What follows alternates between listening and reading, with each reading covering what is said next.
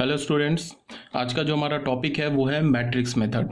Matrix method को हम क्या बोलते हैं? Gauss Jordan method. मीन्स क्या है कि जो हमारे पास सिस्टम ऑफ इक्वेशंस थे ना, हमने पढ़ा था ना, 3 वेरिएबल के लीनियर इक्वेशन गिवन होते थे, 3 इक्वेशंस एंड 3 वेरिएबल्स गिवन होते थे।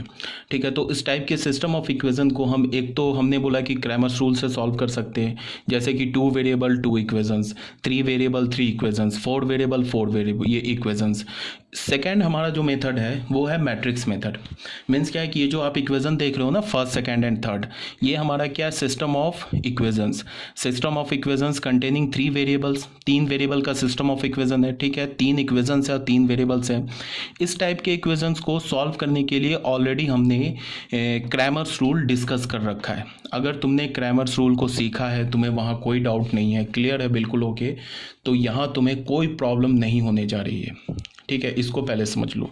बस थोड़ा सा, बस 1-2 पॉइंट का डिफरेंस है, अब बाकी सब कुछ वही है। मीन्स क्या है कि जो प्लेन का कंसेप्ट बताया था मैंने, वो कंसेप्ट तुम्हारा क्लियर होना चाहिए। अगर तुम प्लेन का कंसेप्ट तुम्हारा क्लियर है तो इसमें कोई प्रॉब्लम नहीं होगी। ठीक है, तो सबसे पहले स्टार्ट करते हैं। ध्यान से देखो, हमारे पास क्या गिवन है? 3 वेरिएबल्स है, एक्स वाई एंड जेड, और 3 इक्वेशंस गिवन है। इसको हम क्या बोलेंगे? System of equations. तो अब इस इक्वेशन को हम मैट्रिक्स फॉर्म में भी लिख सकते हैं। कैसे लिख सकते हैं? हमने एक ए मैट्रिक्स बनाया। ये ए मैट्रिक्स क्या है? एक्स वाई जेड का जो कॉफिशेंट है ना, ए वन एक्स के कॉफिशेंट क्या हो गए? A1 A2 A3, इसको हमने पहला कॉलम बना लिया। वाई का जो कॉफिशेंट है B1 B2 B3, इसको हमने दूसरा कॉलम बना लिया।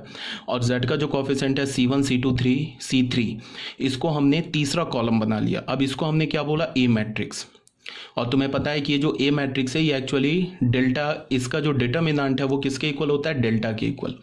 हमने कि क्रैमर्स रूल में पढ़ा था ना, डेल्टा कैसा डिटर्मिनेंट लिया था? Coefficient matrix. कोफिशिएंट मैट्रिक्स का डिटर्मिनेंट मीन्स क्या? जो एक्स वाई जेड है ना, उसके जो कोफिशिएंट है उसका डिटर्मिनेंट।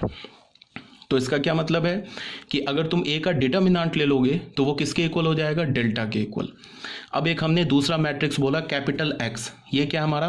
कैपिटल एक्स मैट्रिक्स है। इसको हमने क्या बोला? Small X Y Z. एक मैट्रिक्स ले लिया, वर्टिकल मैट्रिक्स ले लिया।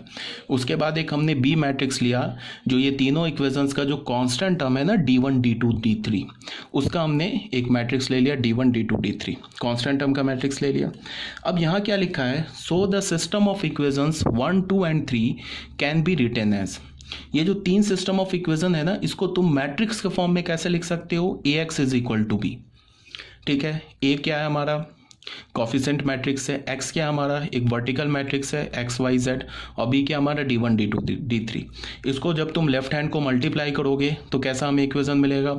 एक ऐसे ही होगा ना, A1x प्लस B1y। इसका ऑर्डर क्या है? चलो, इसका ऑर्डर 3/3 है। इसका ऑर्डर क्या है?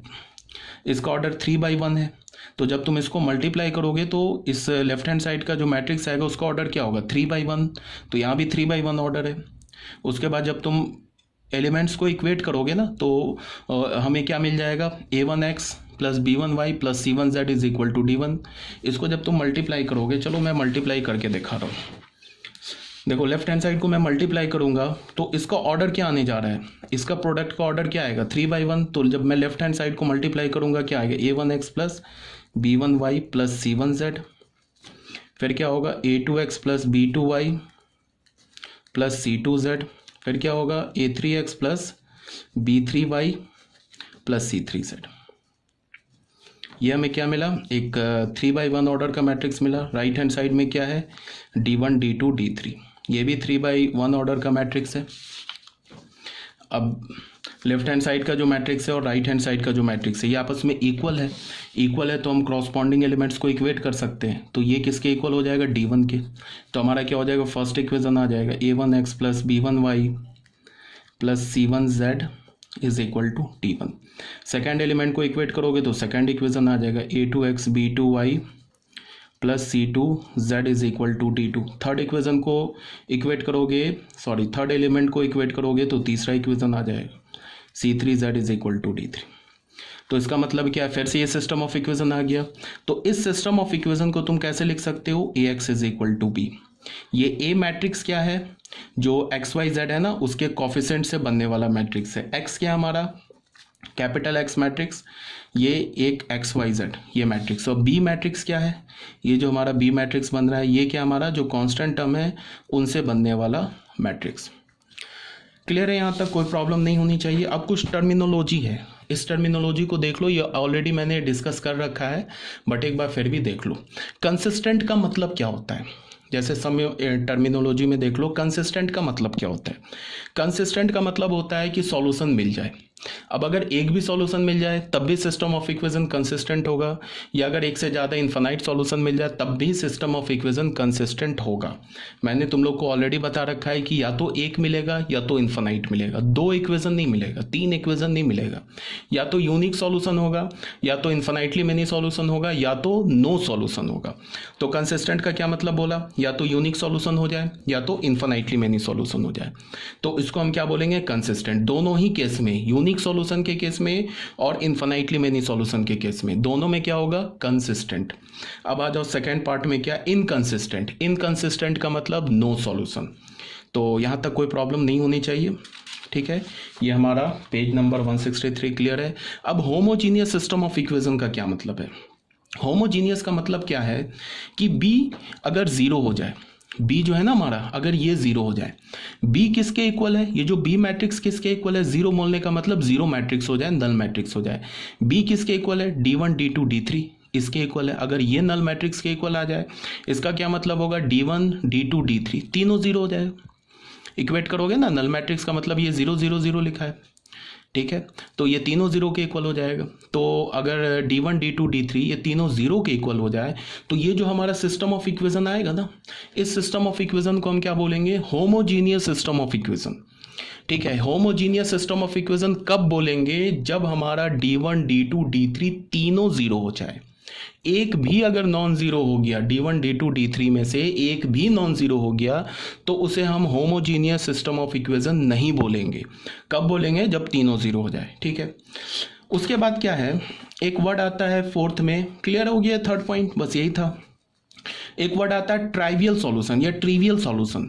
ट्रिवियल सॉल्यूशन कब बोलते हैं कि जब अगर सिस्टम ऑफ इक्वेशन है, यहाँ पे तो मैंने ऑलरेडी बता रखा है कि 3 वेरिएबल 3 इक्वेशन, मैक्सिमम यही पूछेगा जेईई मेंस में, जेईई एडवांस में, बोर्ड में 4 इक्वेशंस एंड 4 वेरिएबल्स नहीं आते हैं, ठीक है। तो यहाँ मैंने क्या बोला कि अगर तीनों वेरिएबल हमारा एक्स वाई जेड तीनों का वैल्यू अगर जीरो के इक्वल हो जाए, means x is equal to zero, y is equal to zero और z is equal to zero अगर हो जाए, ये सॉल्यूशन मिले हमें, तो हम उस सॉल्यूशन को क्या बोलते हैं, ट्रिवियल सॉल्यूशन, ठीक है। ये ट्रिवियल सॉल्यूशन याद रखना, ठीक है, बिकॉज ये क्वेश्चन में यूज होगा। उसके बाद नॉन ट्रिवियल सॉल्यूशन में क्या है, at least one of x y and z is non zero, कम से कम एक नॉन जीरो हो जाए।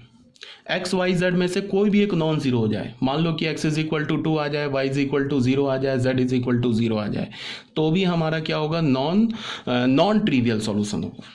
ट्रिवियल कब होगा, जब तीनों जीरो हो जाए, तीनों में से एक भी नॉन जीरो, तो हमारा क्या हो जाएगा, नॉन ट्रिवियल सॉल्यूशन। अब आ जाते हैं 6 पॉइंट में। 6 पॉइंट में क्या, non homogeneous system of equation. Non homogeneous किसे बोलेंगे, ऑब्वियस सी बात है होमोजीनियस का उल्टा। होमोजीनियस में हमने क्या बोला कि D1 D2 D3 तीनों जीरो के इक्वल होना चाहिए। नॉन होमोजीनियस में क्या बोला कि D1 D2 D3 में से अगर एक भी नॉन जीरो हो जाए, मतलब कि वो जो तीनों इक्वेशंस दे रखे हैं ना, ये तीनों इक्वेशंस, यहाँ जो ये 3 इक्वेशंस दे रखे हैं स्टार्टिंग में देखो, ये 3 इक्वेशन, इसमें D1 D2 D3 में से एक भी नॉन जीरो हो जाए तो फिर वो क्या बन जाएगा, नॉन होमोजीनियस इक्वेशन। हमने नॉन होमोजीनियस इक्वेशन को ऑलरेडी डील कर रखा है क्रैमर्स रूल में। नॉन होमोजीनियस इक्वेशन को कैसे सॉल्व करेंगे वो भी डील कर रखा है, ठीक है। अब ये हो गया नॉन होमोजीनियस। इसमें क्या लिखा है, at least one of D1 D2 and D3 is not zero, कम से कम एक जीरो के बराबर नहीं होना चाहिए।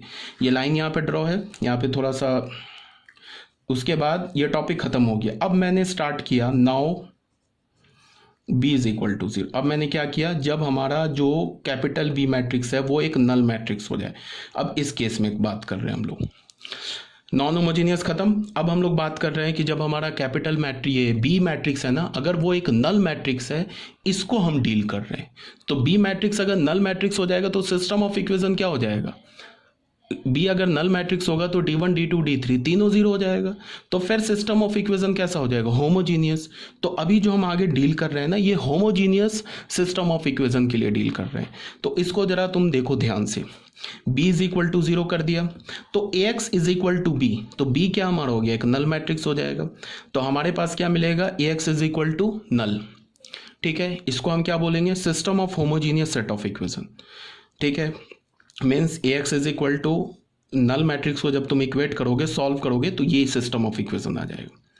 ठीक है, अब इसमें ये b इज इक्वल टू 0 हमारा अभी के में यूनिवर्सल कंडीशन है। अभी जो भी हम आगे टॉपिक पढ़ेंगे वो सब किसके लिए पढ़ेंगे, b is equal to null के लिए।